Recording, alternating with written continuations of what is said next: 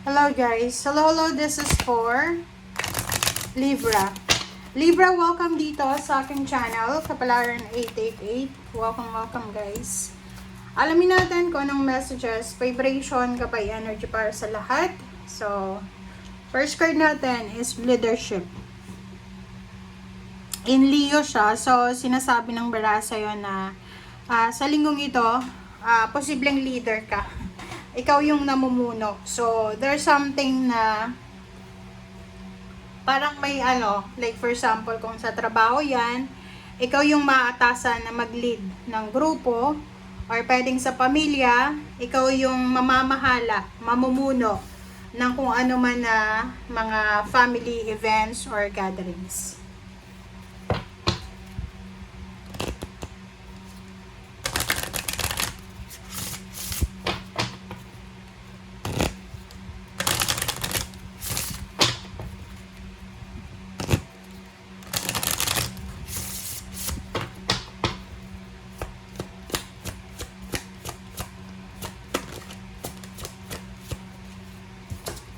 Okay, forgiveness.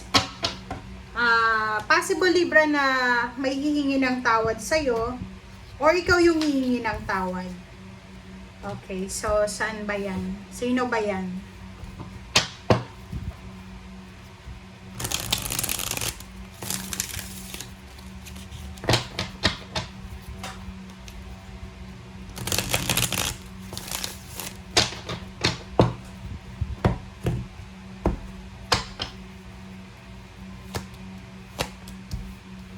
Okay, Strength and Nine of Pentacles.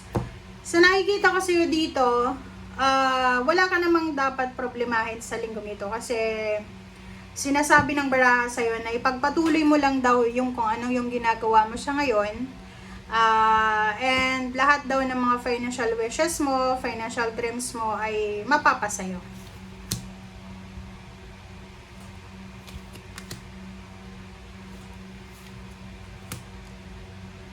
Okay, next naman is Chariot and the Star, Six of Pentacles. So, sinasabi ng baraha sa'yo dito na lahat daw ng mga sacrifices mo, Libra, lahat ng mga pinagdaanan mo, may kapalit yan na tagumpay.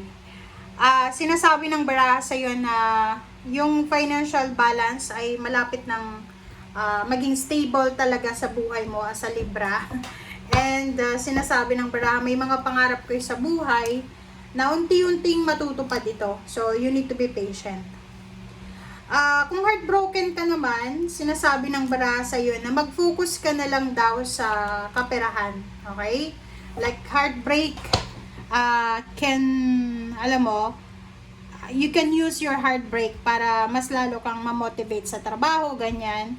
And dito sa barahang ito, sinasabi na kung ikaw ay heartbroken daw, kailangan mo nang mag-move on para harapin kung ano yung talagang para sa'yo. Okay, Empress, take care of your body, take care of your health, take care of your mental health, physical health. Ganun yun sinasabi. Empress and Emperor, sabi ng baraha sa'yo, sa ngayon daw ha, sa ngayon, ang importante sa'yo na dapat mong bigyan ng focus ay ang health mo, ang emotions mo, kung anong nararamdaman mo, masaya ka ba, malungkot ka ba, about your personal power, diba? And huwag kang masyadong mag-focus sa kung anong wala sa'yo, kung ano yung hindi mo nakuha, ganyan, ganito.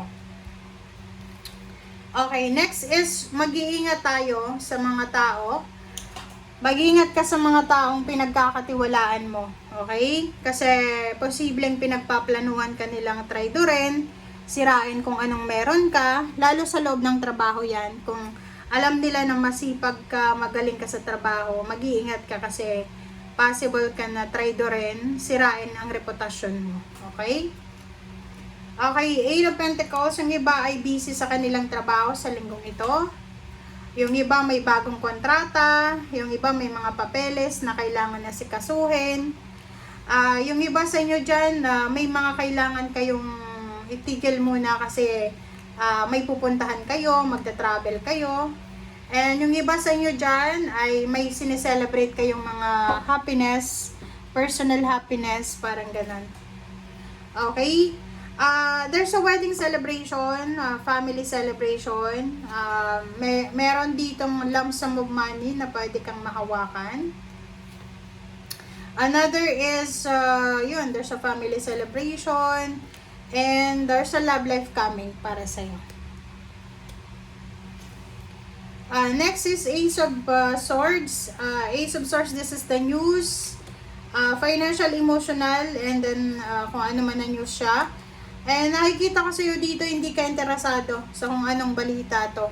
Nagdadalawang isip ka kung tatanggapin mo.